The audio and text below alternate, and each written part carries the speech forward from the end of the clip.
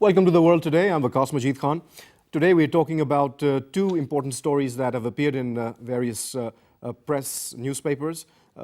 First of all, Qamar Javeed Bajwa, the Chief of Army Staff of Pakistan, has called for carrying forward the gains of the military operations that have been conducted to rid Pakistan of this menace of terrorism and militancy. We'll talk about what General Bajwa had to say about that. And our second topic also has to do with another military person, and that is the US general, who says that some Taliban are interested in peace. And we'll talk about that in detail as well. Let's begin the conversation. I'd like to introduce my guests in the studio. Joining me for the conversation today, first of all, we have Zahid Ghishkri Saab, and joining him we have Javeed Rana. Thank you very much for being here. Zahid Saab, I'll start with you. First of all, a very important statement coming from the Chief of Army Staff regarding the future of Pakistan's security and stability. He said that the nation must carry forward the gains of the war on terror towards enduring peace and stability. And I'd like to quote, the country, through great sacrifices of the security forces and the nation, is on a positive trajectory of peace and stability. The job is not completed yet, and we have to carry forward the gains towards enduring peace. How do you view that statement, sir? This is a very important statement. The headline today was the newspaper. I just read it that the game is not over yet. That's the most important part in the statement, sir. Yes, that's why we will start. And I just want to start with this debate that yes, the game is not over yet, but we have achieved at least a lot of success stories during the last 4 years, particularly after Peshawar school. APS incident. In many ways, today is, that historic day. It is. Second consecutively, the democratically elected government is going to complete its tenure by tonight. And important story, even the breaking story for you is that Pakistan announced its second internal national security policy and also approved by the cabinet. This is first of its kind policy approved by the cabinet. Before this, Pakistan introduced a piece of paper named National Security Policy from 2014 to 2018, now from 2018 to 2023. So this is a very important piece of, I would not say it's a legislation, but it's a piece of document compromising and comprised of Pakistan's strategy how to tackle with the menace of terrorism. And you would be surprised to know it. Here Pakistani authorities admitted that now TTP is no longer a real threat to Pakistan's security. The real threat to Pakistan's security and peace is Daesh.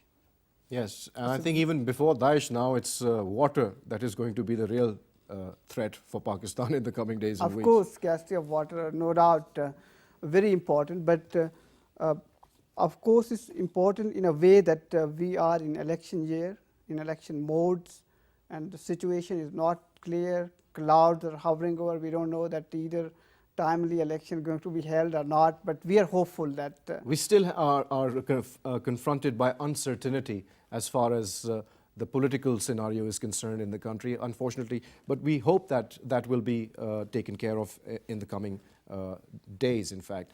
Javeed Sahab, in your opinion, sir, this aspect of the statement that General Bajwa made about the job is not over yet, very, very significant, as Zahid has pointed out. What, in your opinion, remains to be done in terms of securing Pakistan internally?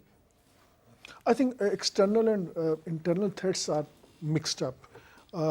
Internal security is very much linked with Pakistan's security at the borders in southwest, northwest, and particularly at our eastern front. The reason being is we can claim to some extent, and perhaps large extent, that we have managed to contain Pakistan Tehreek-e-Taliban, and that doesn't mean the threat is all over, because it has now further splintered into different groups. We have Al-Ahrar groups, we have certain groups who are aligned with the Daesh or the emerging threat. forces in Afghanistan. Right. And I think we should not ignore, just not that long ago, there was a statement by the Americans which said that the most of the Tehrik-e-Taliban in Pakistan have joined Daesh. Around 70% of their cadres, they have joined Daesh. So it's a more nomenclature. If we say we've got rid of or we have contained TTP, that means that threat is there. If they have changed their names, if they have changed their affiliation, you know, the ideology is by and large the same. Their TTP ideology maybe we can perceive as hardline, but Daesh ideology is most hardline, but they are so cruel and merciless. So I think I don't see a game of a religion or Islam, or they want to establish a caliphate somewhere else. This is altogether a different game. Pakistan is a nuclear state. India is a nuclear state. US is a nuclear state. They all have their game plans, territorial game plans, and Pakistan's game plan is, by the way, is quite simple. We want resolution of Kashmir dispute, and that is a quite fair, a genuine demand that has been long-standing. Now, India knows that they cannot capture Pakistan. After nuclear blast back in August 1998, situation has changed altogether. Americans have problems with Pakistan. They cannot change the status quo in Pakistan. Pakistan is not Libya where you can change the government. Pakistan is not Iraq or Yemen. So there has to be insurgency. So countries like India and some also suspect it's Americans, they have been promoting insurgency in Middle East and also in South Asia. Russians are on the record to have blamed Americans to have promoted Daesh in the Middle East, and now Russia feels encircled by Daesh. Well, the Iranians also came up with a report, Exactly. and they warned Pakistan that the Daesh is being accumulated in the border area with Pakistan and Iran, in that general area inside Afghanistan. And it was a very severe warning, and they also alleged that it was the US that was moving those Daesh fighters around. From Middle East to Afghanistan. Right, even within Afghanistan. Within Afghanistan, because there is now greater consensus which is developing among Russia, Iran and Pakistan on how to counter Daesh. And then we have to be very realistic. When you talk of countering Daesh in Afghanistan and the border region with Pakistan, and probably they have hideouts in parts of Pakistan, how to do it? On Afghanistan, we have to be realistic. A government in Kabul, its writ is confined to certain highways. Symbolically, it has its flag in the provincial headquarters in parts of Afghanistan, and they don't have any control in as many as 70% territory of Afghanistan. So how to contain Daesh then?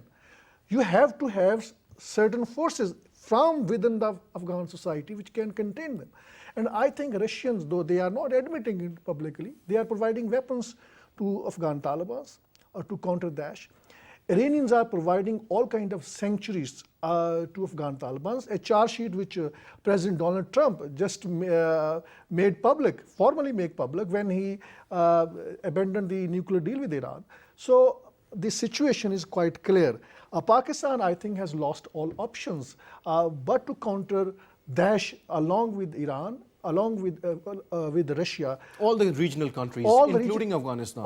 Yes, including. Because Daesh is not just limited to a certain country or a certain region. It has global designs, so to speak. And any country which has a significant amount of a Muslim population is vulnerable to Daesh's effects. And that includes India as well. So it would be in India's interest to cooperate with Pakistan and every other country within the region to counter this threat. Zahid Saab, what do you think? This is very important. We can connect the debate here with SCO, the latest meetings held in Pakistan, and almost all members countries also agreed upon that Pakistan is a country which has enough experience to tackle such menace in the region. And you know that Pakistani Attorney General recently visited Tehran, and Iran also expressed serious concern that how Daesh was just going deeper and deeper and creating more footprint on Afghan-Pakistan border. And that's why Pakistan expressed desire to tackle this issue as compared to TTP right now in its new policy. So let's talk about that, Zahid Saab. If you could update us about any of the salient features of that new policy that, Yes, that why can be not? shared with the people. Because at this forum, that is first of its kind internal national security policy approved by Pakistani cabinet, approved by Prime Minister. Now Minister of Interior and NECTA and other stakeholders going to execute, going to implement this policy. It's a 4-long-year policy having concept of 2025 Greater Pakistan, 89 pages, consist of 6R, reconciliation, rehabilitation, like that. And the most important significant figures also have been shared with it. More than 16,000 terror incidents happened in Pakistan after 9/11, and very good news is after 2016, Pakistan witnessed only 270 terror incidents. It's a huge drop down, 85% violence drop down in Pakistan. So other two important focus points have been mentioned in this policy. The one, and interestingly, these 2 points, vital points, were completely, I would say, ignored in National Action Plan. One is the madrasa reform. We have been here discussing and debating this issue at this forum. And other one is reforms in education institution.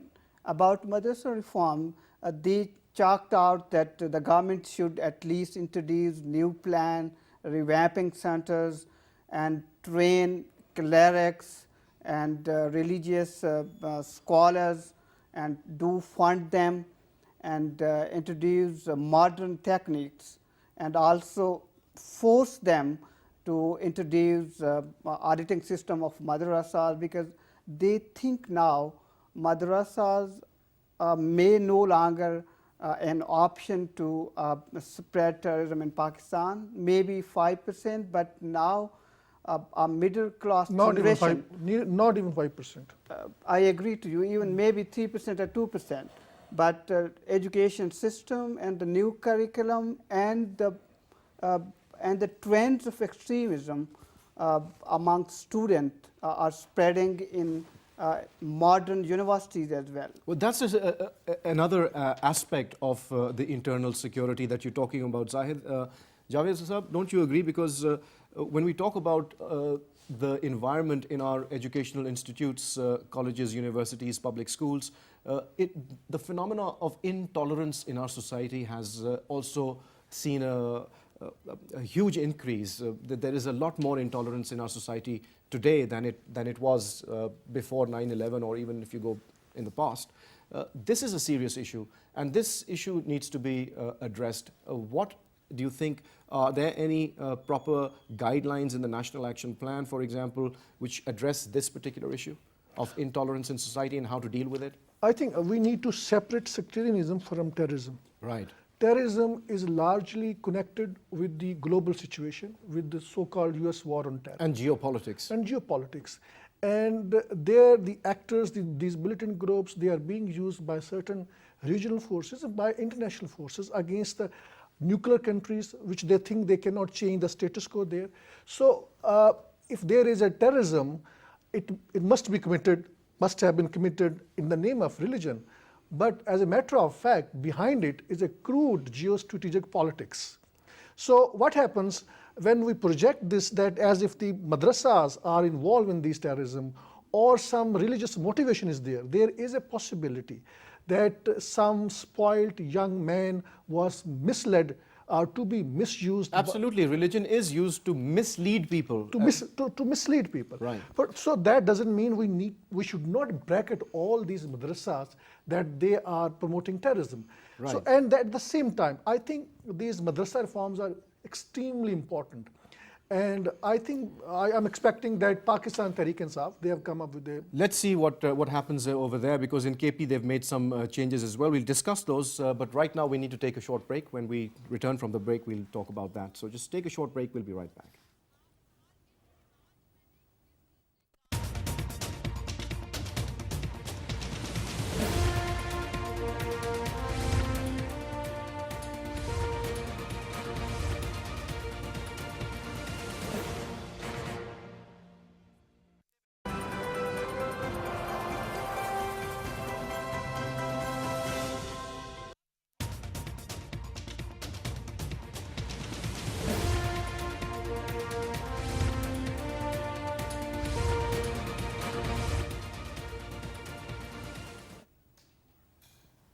Welcome back after the break. We were talking about internal security and madrasa reforms when we took the break. Javeed Sahab, you were mentioning something about the PTI. I read in the papers that the government had made some sort of a decision that Quranic teachings are going to now be a compulsory subject from class 6 onwards till class 10 or something like that.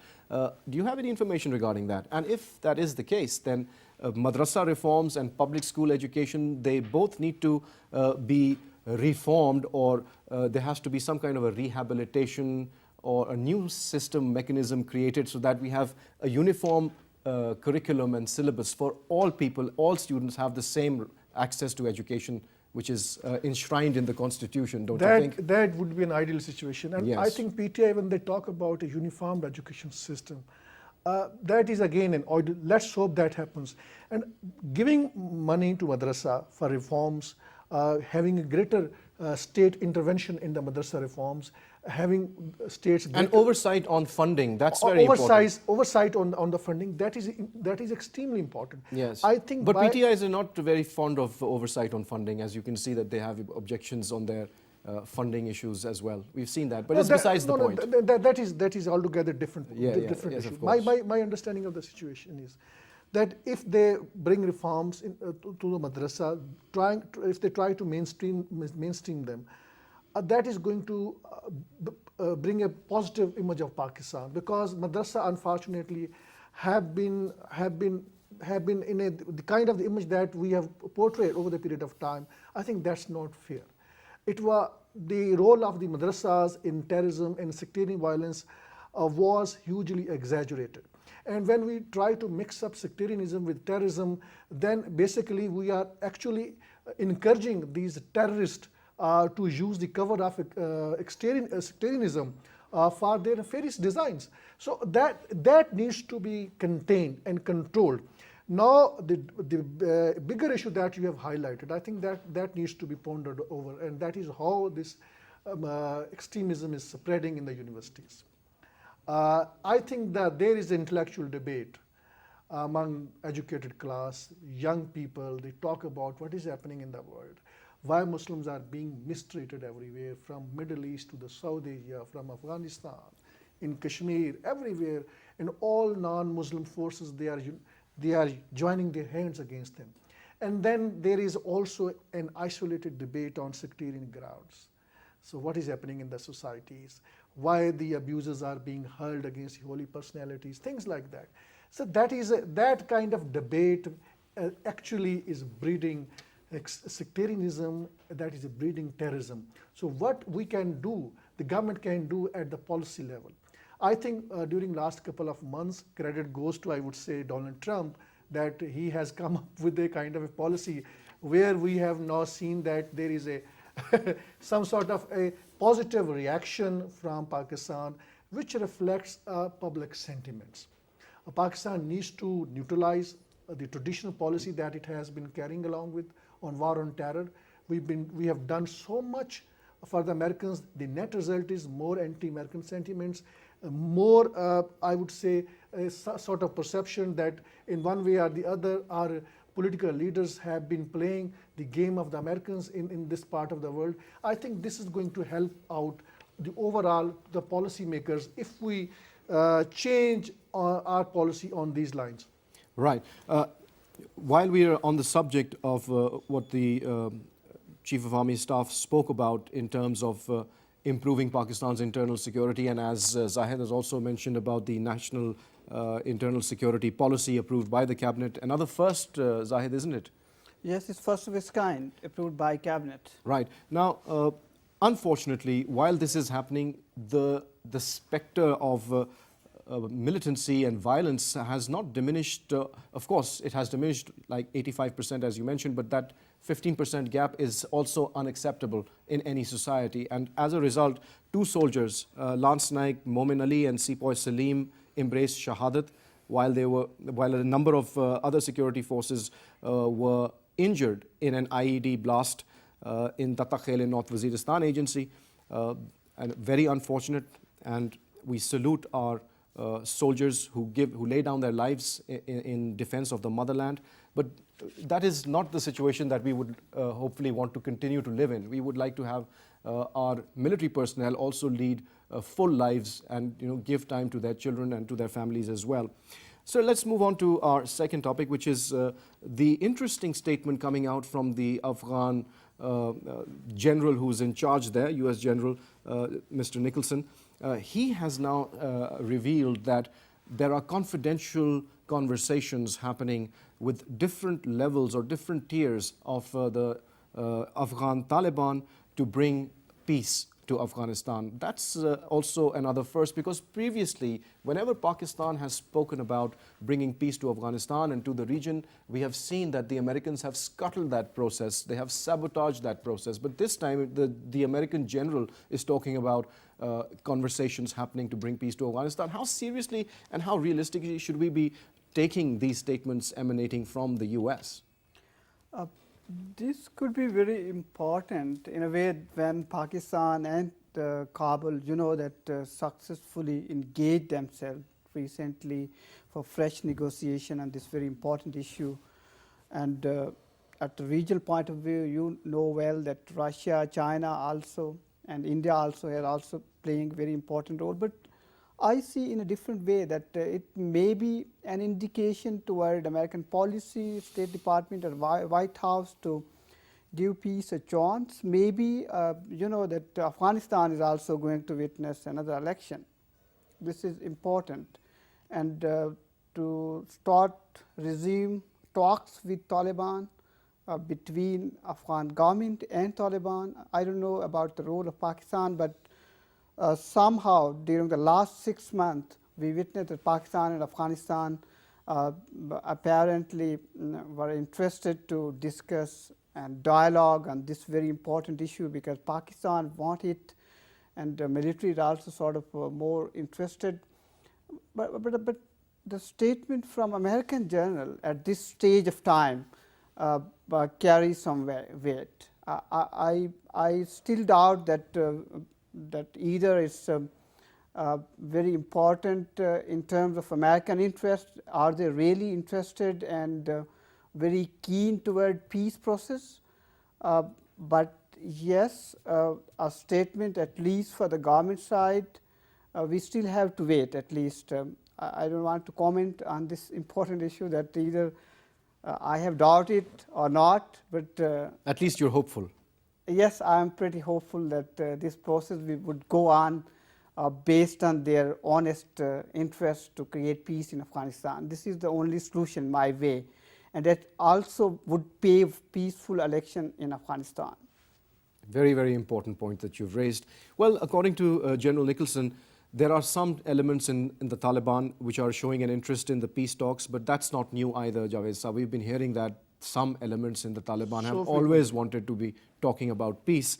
But this time, what we're seeing now is the confidentiality that is attached to this process.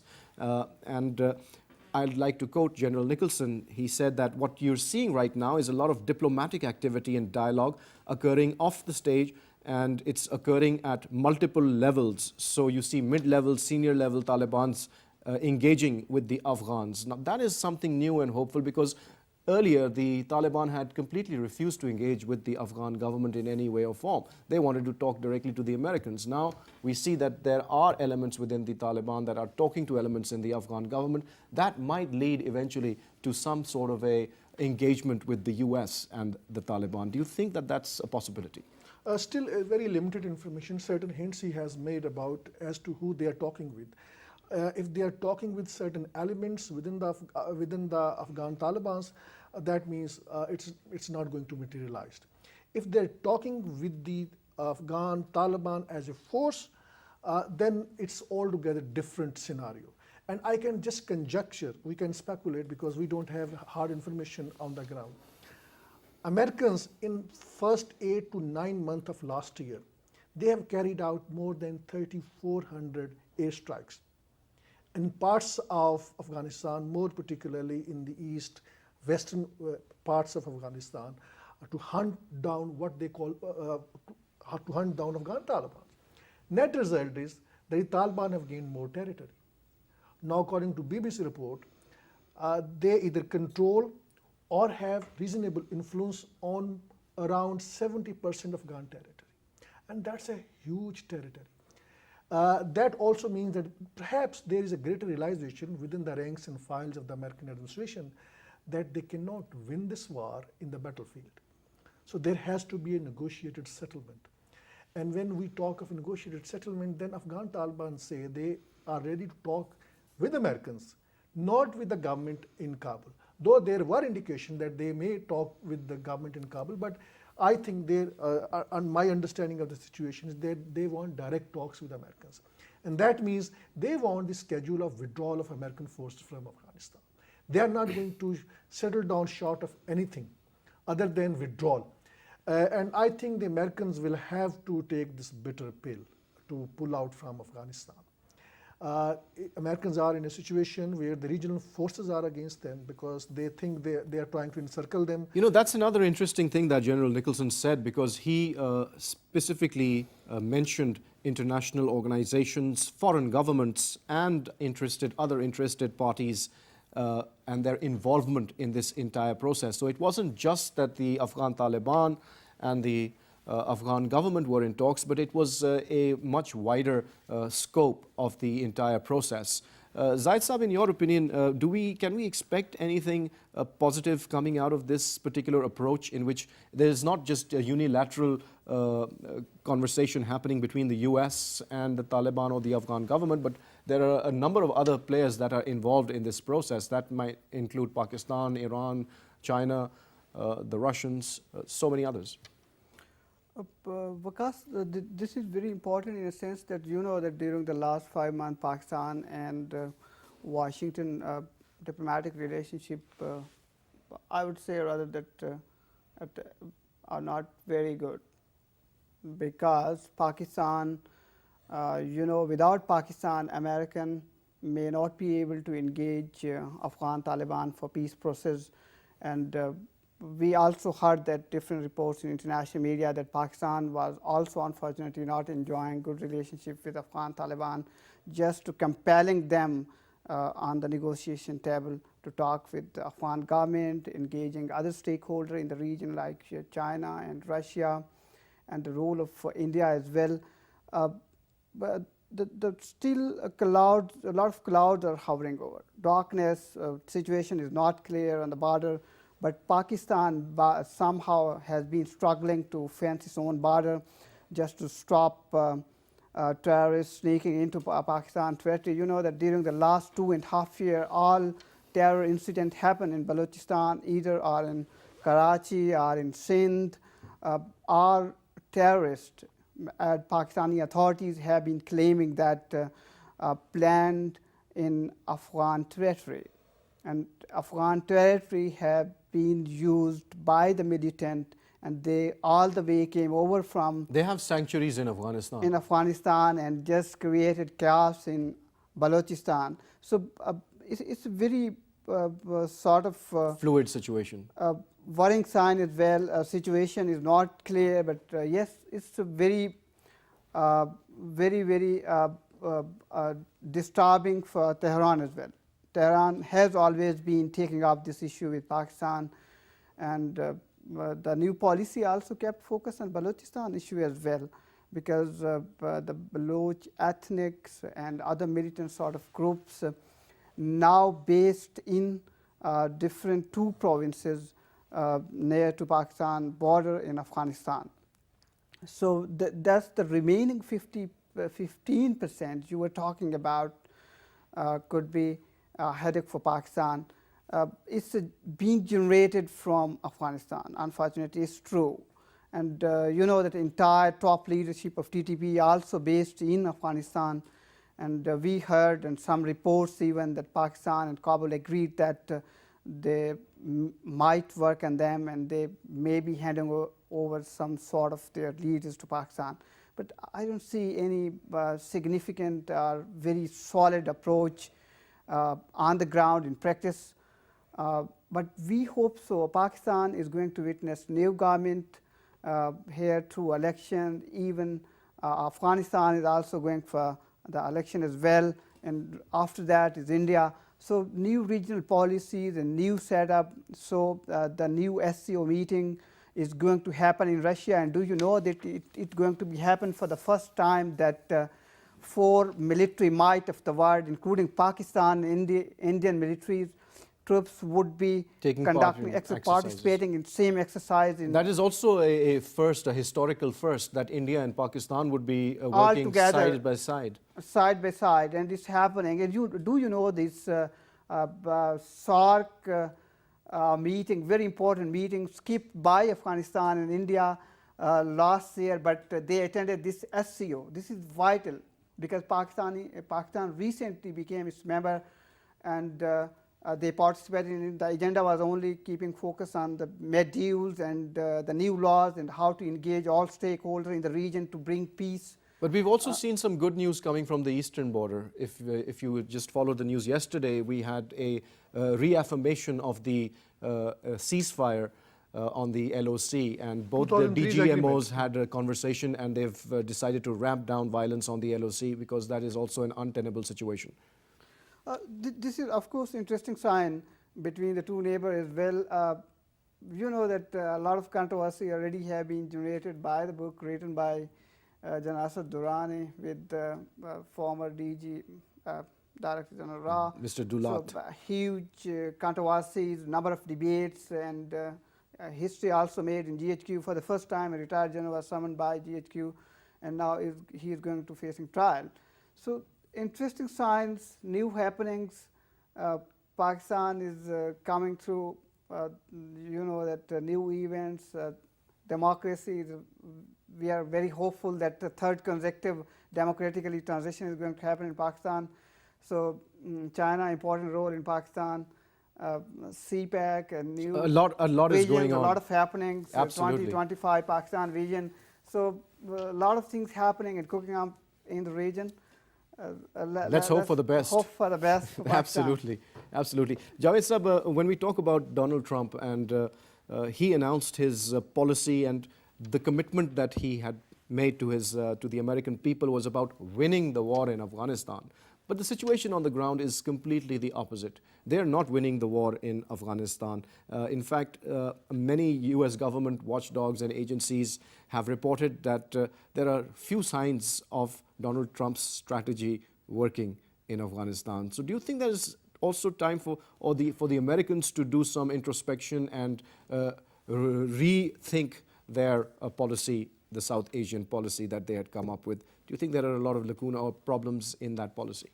I think they have already implemented their policy to what an extent they could have done, they've done it. As I pointed out early on, 3,400 airstrike. Look at the scale, the number of the airstrikes. That has not changed the status quo on Afghanistan. Rather, it has given more territory to Afghan Taliban. 20% Afghan National Army, their soldiers are deserting every year. They are joining Afghan Taliban. They have their spies inside the Afghan security forces. They've been attacking Americans. They've been attacking the Afghan security themselves. I mean, there have been attacks from within the security forces. And then much of the budget, I mean, it's more than $110 billion budget on the reconstruction. 60 to 70% that money has got disappeared. It has ended up in the corrupt hands, these warlords. So there is no reconstruction. Afghan government, going by what Ashraf Ghani said, that it cannot stay functional without the help of foreign funding, not more than 6 months. Yes. So what Americans have achieved during last 17, 18 years. The rethink in the policy is a must at this point in stage. There is, because of these realities, I think my understanding is when the American commander in Afghanistan is talking about negotiations, I think they probably have fast reached to the conclusions. They cannot trust Russia. They cannot trust Iran, obviously, for very obvious reasons. They are reluctant to trust Pakistan, but they have no option other than to trust Pakistan to negotiate with the Afghan Taliban. Because our policy has been that the Taliban listen to us, but we don't control them. And they have to approach Pakistan. They cannot talk directly to Afghan Taliban, though probably they made attempts in the past that those were not successful. So I think they have to negotiate with Afghan Taliban, and at the end of the day, the solution is going to be that they will have to pull out from Afghanistan.